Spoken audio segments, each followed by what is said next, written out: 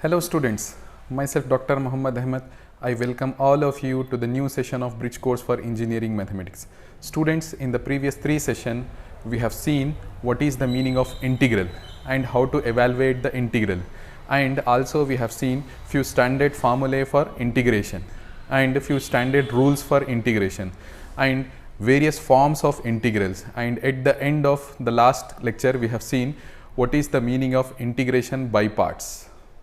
Students, whatever the integral that we have seen in previous 3 lectures, that integrals are called as indefinite integrals or improper integrals because there was no limit on the integration. So that's why those integrals are called as improper or indefinite integrals. Students, today we are going to see what is the meaning of definite integral. Means along with the integral some limits will be given. So that type of integrals are called as definite integrals, and we will see how to evaluate that definite integrals. So let us define what is the meaning of definite integral. So our today's topic is definite integrals.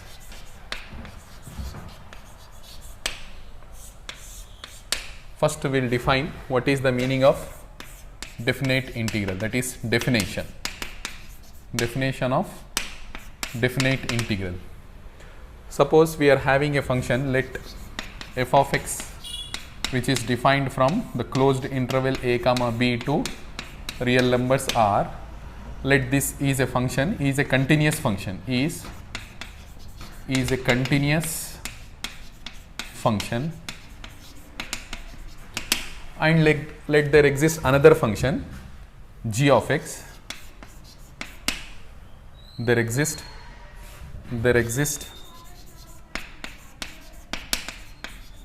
a function g of x such that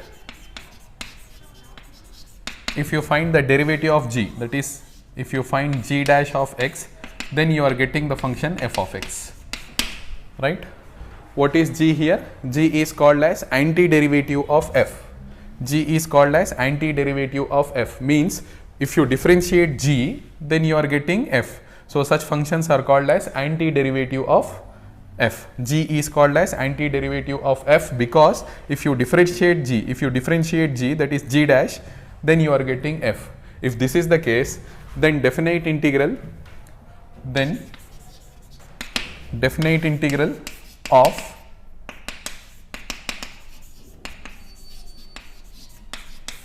f of x is defined as, how it is defined? So definite integral, the notation for definite integral is integral a to b f of x dx.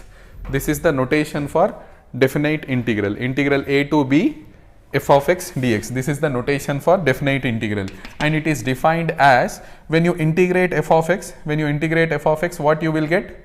Because g is the antiderivative of f, if you integrate this, here integration will come and this integration derivative will get cancelled. So what we will get? We will get g of x, and the limits will be from a to b. That is, first we have to substitute the upper limit, then g of b, and a lower limit, then g of a, right? So how do we define the definite integral of f? This is the notation. Integral a to b f of x dx is the notation for definite integral of f from a to b, and it is the value of this integral is given by, we have to integrate f, then substitute the limit, that is g of b minus g of a. Students, in the last 3 classes, you might have observed that whenever we are evaluating the integral, we are adding some integration constant. But here we are not adding that integration constant. Why we are not adding that integration constant? That we will see. We will see that in a remark, right? Why we are not adding integration constant? That we will see in that remark. But before that, how do we read this integral a to b f of x dx, where a is called as lower limit of this integral? A is called as lower limit, and b is called as upper limit, right? A is called as lower limit for this definite integral and b is called as upper limit of this definite integral, right? So why we are not adding that integration constant here, constant of integration, why we are not adding that, we will see now. Integral a to b f of x dx. So actually what will happen, we have to find the integration in general way. In general way, if g dash of x equals to f is there, then integration of this will be given by integration of g dash. Integration of g dash is nothing but g. So g of x plus constant of integration c, and the limits are from a to b, right? Now we are adding the integration constant. We'll see that this integration constant will be cancelled. How it is going to cancel, that we will see now. So substitute the upper limit. What will happen? G of, first we have to substitute the upper limit, g of b plus c, then minus, now we substitute the lower limit, that is g of a plus c. Then simplify this, what will happen? G of b plus c minus g of a minus c. Now this plus c and minus c will get cancelled. So what will remain? G of b minus g of a. So this is why, students, we are not adding the integration constant. Even if we add the integration constant, when we substitute the upper limit and the lower limit, so this integration constant will get cancelled, and finally we will get the value of integral, the value of integral at upper limit and at lower limit. So what is the procedure here? How to evaluate the definite integral? In general, we have to find the integration, whatever we have learned in the previous 3 classes, according to those formulae, according to those rules, whatever the function f of x is given, first we have to evaluate the integral of this, then we have to substitute the upper limit, then minus lower limit. This is how we evaluate the definite integral. So for understanding, we will see few problems in this. Have a look at this.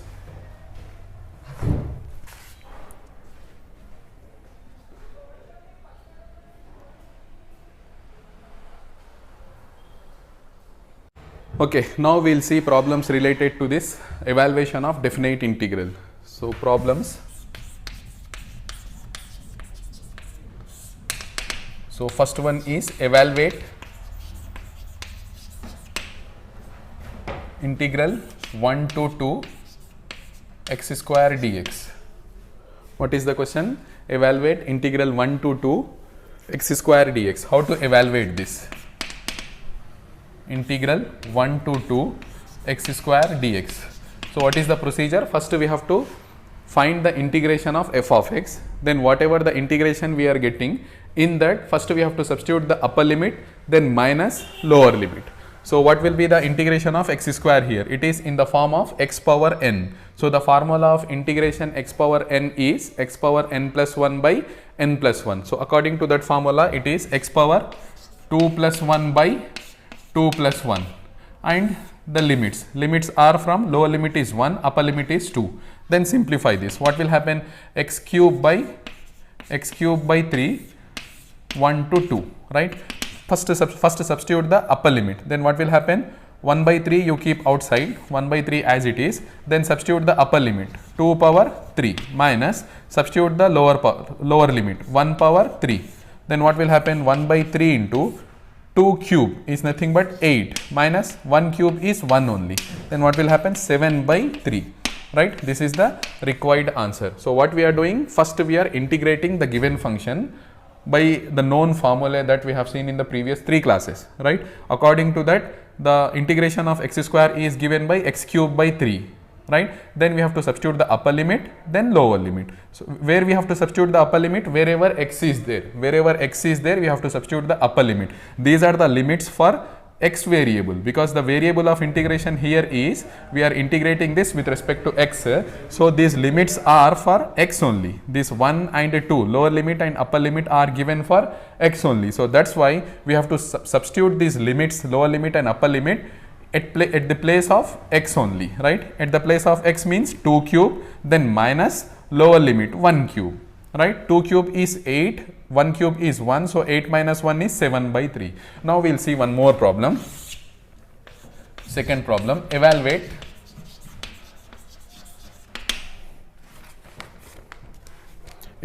integral 0 to 1 by square root of 1 plus x plus square root of x into dx.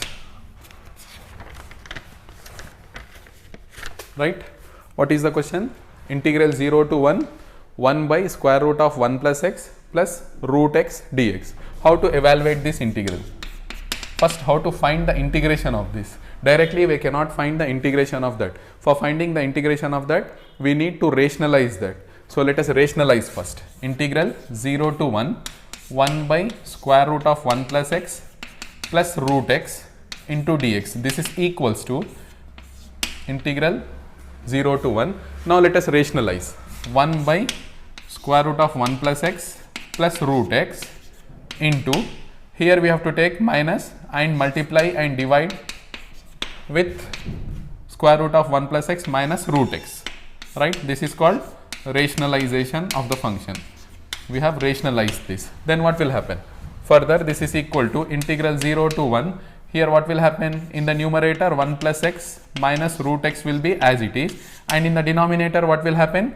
This into this. This is a plus b, a minus b form. This is a plus b, a minus b form. Then what will happen? A square minus b square. A square means square root of 1 plus x whole square. Square root and square will get cancelled. Remaining will be 1 plus x and minus here root x square. Root x square is nothing but only x, right? This x and minus x will get cancelled. Then what will remain? This is equals to integral 0 to 1. What will remain here? 1 plus x, square root of 1 plus x and minus square root of x will remain. Square root of 1 plus x can be written as 1 plus x whole power 1 by 2 minus square root of x can be written as x power 1 by 2 dx, right? Now we have to evaluate this integral. Let us find the integration of 1 plus x whole power 1 by 2, which is nothing but 1 plus x whole power 1 by 2 plus 1 by 1 by 2 plus 1. Then internal derivative. Internal function derivative is 0 and 1. So we don't need to write anything. Then minus x power 1 by 2 integration of x power 1 by 2. X power 1 by 2 plus 1 by 1 by 2 plus 1. Then we have to substitute the limits 0 to 1. Now let us simplify this first. So what will happen here? 2 plus 3. So 2 by 3 we will 3 by 2 we will get. If you take in the numerator, that is 2 by 3. 2 by 3. What will happen? 1 plus x whole power 3 by 2 minus here also 2 by 3. 2 by 3 we can write outside of this, right? 2 by 3. Here also we are getting 2 by 3. That can be written outside of this. Then x power, here 1 by 2 plus 1 is nothing but 3 by 2, and the limits are from 0 to 1, right? Limits are from 0 to 1. Now let us substitute the limits.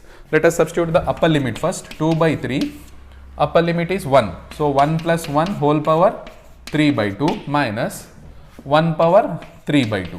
Then minus lower limit. Minus lower limit is 0. 1 plus 0 whole power 3 by 2.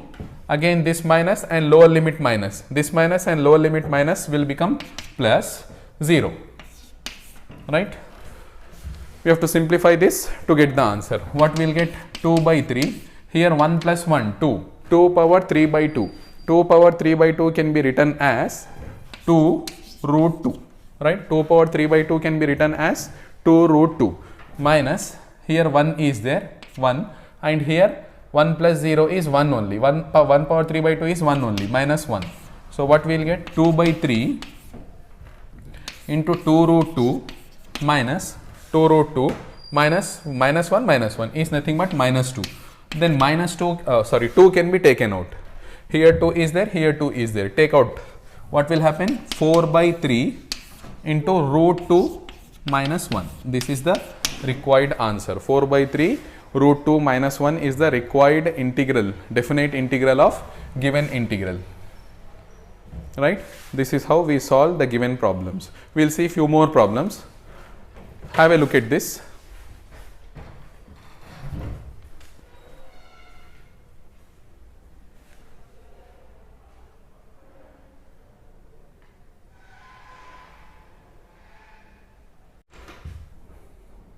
Okay students, we will see few more problems on definite integration, evaluation of definite integration. Third problem is evaluate evaluate integral 0 to pi by 4 tan square x dx. Also we will see one more problem, that is fourth one. Fourth problem is integral 0 to evaluate integral 0 to pi by 2 sin square theta or sin square x dx, right? Then solution of third problem. See, we don't have any formula to evaluate the integration of tan square x. So we have to convert this tan square x into the known formulae. So tan square x, the relation between tan square x and secant square x is given by tan square x equals to secant square x minus 1. So I'll use this relation here. Then what will happen? Integral 0 to pi by 4 tan square x dx is nothing but integral 0 to pi by 4 tan square x can be replaced with secant square x minus 1 into dx as it is. Now let us find the integration, then substitute the upper limit, then minus lower limit. So this is equal to integration of secant square x. Integration of secant square x is tan x minus integration of 1. Integration of 1 is x, right? Then limits, lower limit, upper limit. Now substitute the upper limit. Tan, in place of x we have to substitute the upper limit, tan pi by 4 minus pi by 4, then minus lower limit, tan 0, lower limit minus, and this minus will become plus, and in place of x 0, right? Simplify this. What is the value of tan pi by 4? Pi by 4 is nothing but 45, right? Tan 45 degrees. The value of tan pi by 4 is 1 minus pi by 4, and tan 0 is 0, 0 is 0. So the value of integral is 1 minus pi by 4, right? The value of this integral is 1 minus pi by 4. So here also we don't have any formula for sin square x, integration of sin square x. We have to convert that sin square x into the known thing. So here we will take the substitution. We already know what is sin square theta, what is cos square theta, we know. According to that, sin square theta or sin square x is nothing but 1 minus cos 2x by 2. If cos square x is there instead of sin square x, if we are having cos square x, then it can be replaced with 1 plus cos 2x by 2. If sin is there, that negative will come. If cos is there, then positive will come. 1 plus cos 2x by 2 is nothing but cos square x, and 1 minus cos 2x by 2 is nothing but sin square x. So what will happen? Change here, integral 0 to pi by 2 sin square x dx. This is equal to integral 0 to pi by 2 sin square x is nothing but 1 minus cos 2x by 2 into dx. So this 2 can be written outside, 1 by 2. What is remaining? 1 and cos 2x. We have to integrate 1 with respect to x and cos 2x with respect to x. Integration of 1 with respect to x is given by x, and integration of cos 2x with respect to x, integration of cos 2x with respect to x is given by integration of cos is sin 2x, and in the denominator derivative of internal term is 2x, derivative of 2x is 2, and the limits are from 0 to pi by 2. Upper limit is pi by 2, lower limit is 0. Now we have to substitute the upper limit, then minus lower limit. Let us substitute the limits. 1 by 2, substitute the upper limit. In place of x we have to substitute. So what will happen here? Pi by 2 minus, already 2 is there in the denominator, sin, what will happen? 2 into pi by 2. Here 2 into pi by 2. 2 will get cancelled. So what will remain? Only pi. What will get here? When we substitute the upper limit in place of x, what will happen? Pi by 2. 2 into pi by 2. 2 will get cancelled. Remaining is pi. Then substitute the lower limit. Minus, in place of x 0. Then lower limit minus, and this minus will become plus, sin 0 by 2. So we have substituted the upper limit, then minus lower limit. We have to simplify this. Already students, we know few formulae that sin n pi is always 0, where n is 0, 1, 2 and so on, right? Similarly, cos n pi cos n pi, the formula is cos n pi is given by minus 1 power n, where n is 0, 1, 2 and so on, right. So sin n pi is always 0, means sin 0 is 0, sin 1 pi is 0, sin 2 pi is 0, sin 3 pi is 0 and so on, right. Similarly, cos n pi is given by minus 1 power n. If n is 0, that is cos 0, then minus 1 power 0, the value will be 1. If cos 1 pi, then minus 1 power 1, then value will be minus 1. Similarly, if cos 2 pi is there, then minus 1 power 2 means plus 1. Like that, if cos 3 pi is there, minus 1 power 3, then the result will be minus 1. Right, these two formulae will be using in definite integral very frequently. Here pi by 2 as it is, 1 by 2, pi by 2 as it is, minus sin pi. See, sin pi means sin 1 pi, sin 1 pi, sin 1 pi will be always 0. So this is 0, then minus this is 0, sin 0 is 0, everything is 0. So what will be remaining? Pi by, here pi by 2 to the 4. So this is the required answer. This is the pi by 4 is the result for integral 0 to pi by 2 sin square x dx, right. Have a look at this.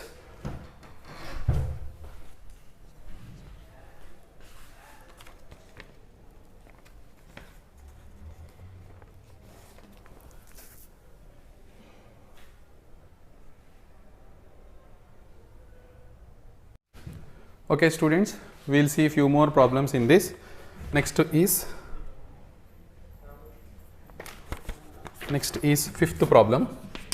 Previously, just now we have seen integral 0 to pi by 2 sin square x. Now we are going to see integral 0 to pi. Instead of sin square x, I am going to consider sin cube x dx, right. So what will be the solution of this? Limits are 0 to pi sin cube x dx. Students, we are having one formula, sin 3 theta equals to 3 sin theta minus 4 sin cube theta. The formula is sin 3 theta equals to 3 sin theta minus 4 sin cube theta. What we need here? We need sin cube theta. Sin cube theta is here. So take this term this side, then what will happen? 4 sin cube theta equals to 3 sin theta minus sin 3 theta.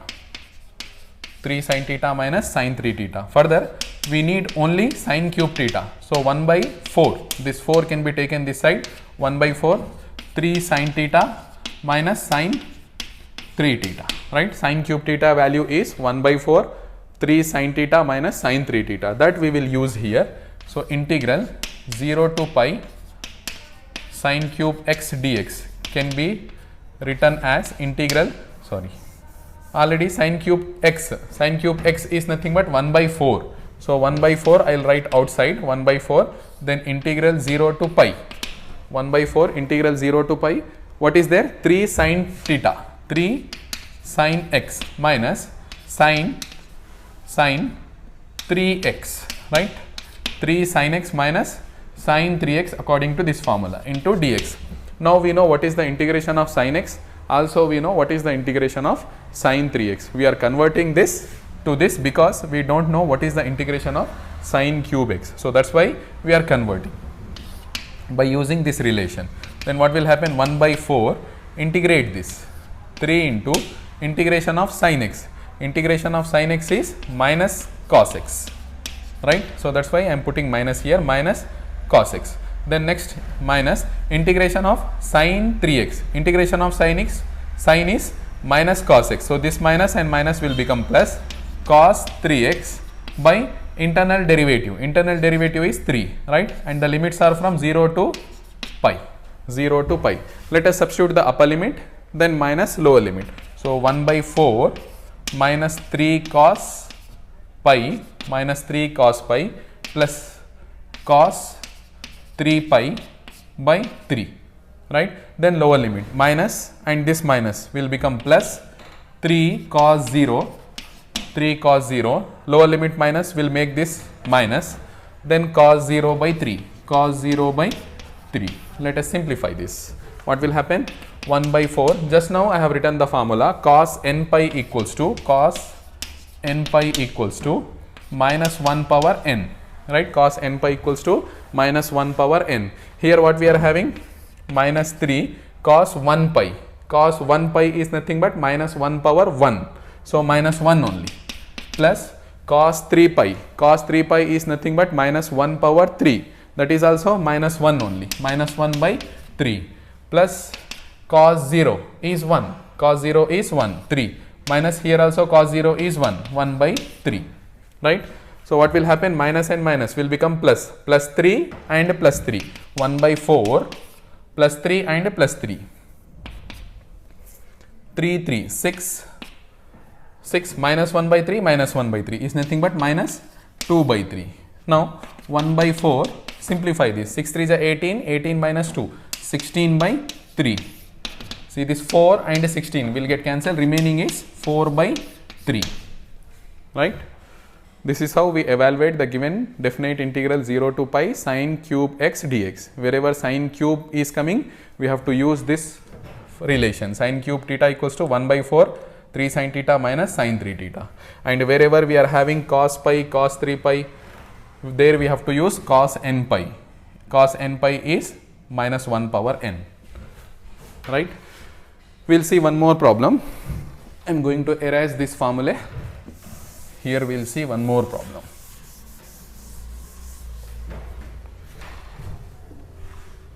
Right? The next problem is, it is the sixth problem. Evaluate integral 0 to 4 x by x square plus 1 into dx. So the given question is evaluate integral 2 to 4, limits are 2 to 4, x by x square plus 1 dx. Solution. Now integral 2 to 4, we don't have any direct formula for this integration, right? So we have to reduce this to some integral. Here in the numerator you observe x square plus 1 is there, and when we differentiate this, when we differentiate the denominator, here in the denominator x square plus 1 is there. When we differentiate the denominator, what we will get? 2x plus 0, we will get 2x plus 0, but in the numerator we are having only x. So I'll divide and multiply with 2. Right? I am dividing and multiplying with 2. Now this integral is in the form, integral f dash of x by f of x dx. What will be the answer for this? Log f of x plus constant. Here we don't have integration constant. So f dash integral f dash of x by f of x is nothing but log f of x. So what we will get here? This is equal to 1 by 2. Here f dash of x is 2x and f of x is x square plus 1. So according to that, what we will get? Log of x square plus 1, right? And the limits 2 to 4, right? Now let us substitute the upper limit, then minus lower limit. 1 by 2, substitute the upper limit, log of 4 square plus 1 minus, substitute the lower limit, log of 2 square plus 1, right? Simplify this. 1 by 2, what will happen? Log 16 plus 1, log 17 minus here 4 plus 1, 5, log 5. Then log m minus log n, log m by n, 1 by 2 log 17 by 5. This is the required answer, right? Have a look at this, then we will see 2 more problems in which we will be using integration by parts. So till now in definite integral we didn't see integration by parts. If 2 functions are coming in the multiplication, then how to evaluate definite integral of that we are going to see after this.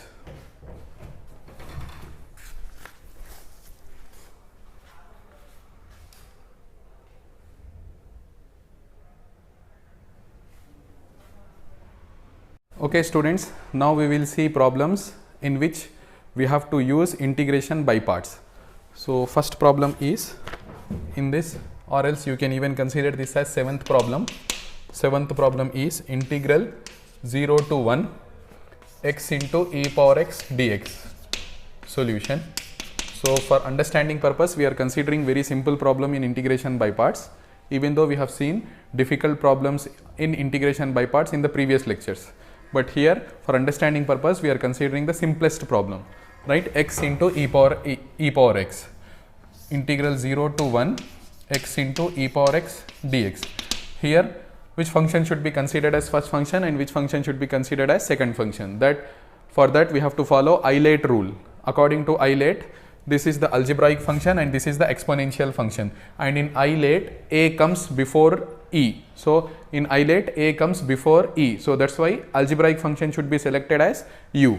That is, this is the first function and this is the second function, right?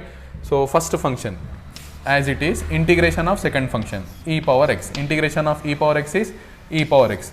Substitute the limits 0 to 1 minus integral 0 to 1. Then differentiation of first function. Differentiation of first function is 1 and integration of second function is e power x into dx, right? Then again better to compute the complete integral, then substitute the limits. Integral 0 to 1 minus integration of e power x. Integration of e power x is e power x only. Substitute the limits from 0 to 1. Now substitute the upper limit in this. What will happen? 1 into e power 1 means e power 1 only, minus substitute the lower limit, x in place of x 0 0, then minus, now substitute the upper limit e power 1, then this minus and minus will become upper limit is e power 1, then minus, substitute the lower limit e power 0, right? What will happen? E power 1 minus this e power 1, this minus and this minus will become plus e power 0. E power 1 will get cancelled, remaining is e power 0. The value of e power 0 is 1. So how we have computed this? We have considered x as the first function, e power x as the second function. Then what is the actual integration by parts rule? First function, that is same, integration of e power x. Integration of e power x is e power x only. Here we have to substitute the limits, lower limit and upper limit. Then minus, according to integration by parts, minus integral 0 to 1 as it is. Differentiation of first function, differentiation of x is 1 and integration of e power x. Integration of e power x is e power x only, right? Then what will happen? X into e power x, integral 0, limits 0 to 1 I am keeping as it is, then minus integration of e power x. Integration of e power x is e power x only and the limits are from 0 to 1, right? Now substitute the upper limit. What will happen? 1 into e power 1 means e power 1 only. Now substitute the lower limit, minus, lower limit is in place of x substitute 0, so we will get 0 only, minus, then e power 1, upper limit e power 1 minus e power 0. Then simplify this. What will happen? E power 1 as it is, then minus e power 1 again, then minus minus plus e power 0. E power 1 will get cancelled, e power 0 is 1. We will see one more problem in this where we have to use integration by parts. Integral 0 to pi by 2 x sin x, right? Integral 0 to pi by 2 x into sin x. Here also you can observe that two functions are there. X is algebraic function and sin x is trigonometric function. Again, algebraic function comes before trigonometric function according to Eilert. So that's why algebraic function x will be selected as first function. Integral 0 to pi by 2 this x sin x dx. This function will be selected as first function, sin x will be selected as second function. Then UV rule, integration by parts rule. First function as it is, that is x, integration of second function, integration of sin x. Integration of sin x is minus cos x and the limits are from 0 to pi by 2 minus 0 to pi by 2 minus integral 0 to pi by 2, integral 0 to pi by 2. Differentiation of first function. Differentiation of first function is 1, then integration of second function is minus cos x, right, dx. This is equals to, here minus is there, that minus can be taken out, minus, this limit should be on both the terms, right, and this will be multiplied. So minus can be taken out and x cos x will be as it is. The limits are from 0 to pi by 2, right? Then minus, this minus and this minus will become plus, integration of cos x. Integration of cos x is sin x and the limits are from 0 to pi by 2, right? What we are doing, actually we are applying integration by parts. I am explaining once again, we are applying integration by parts. This is first function, this is second function. First function will be kept as it is, x will be kept as it is, then integration of sin x. Integration of sin x is given by minus cos x, and the limits are from 0 to pi by 2 minus integral 0 to pi by 2, differentiation of x is 1, integration of sin x is minus cos x, right? Then this minus can be taken out. What is remaining here? X into cos x, x into cos x, limits are from 0 to pi by 2, this minus and this minus will become plus, remaining is cos x, and the integration of cos x is given by sin x. Integration of cos x is given by sin x, limits are from 0 to pi by 2. Now let us substitute the limits, upper limit minus lower limit, minus this minus as it is, then pi by 2 cos pi by 2 minus 0 plus substitute the upper limit sin pi by 2 minus sin 0, right? This is equal to minus here cos pi by 2, cos pi by 2, what is the value of cos pi by 2? It is 0. Cos pi by 2 means cos 90, cos 0 is 1, cos 90 is 0. So this value will be 0 minus 0, then plus sin pi by 2 means sin 90, the value of sin 90 is 1 and minus sin 0 value is 0, right?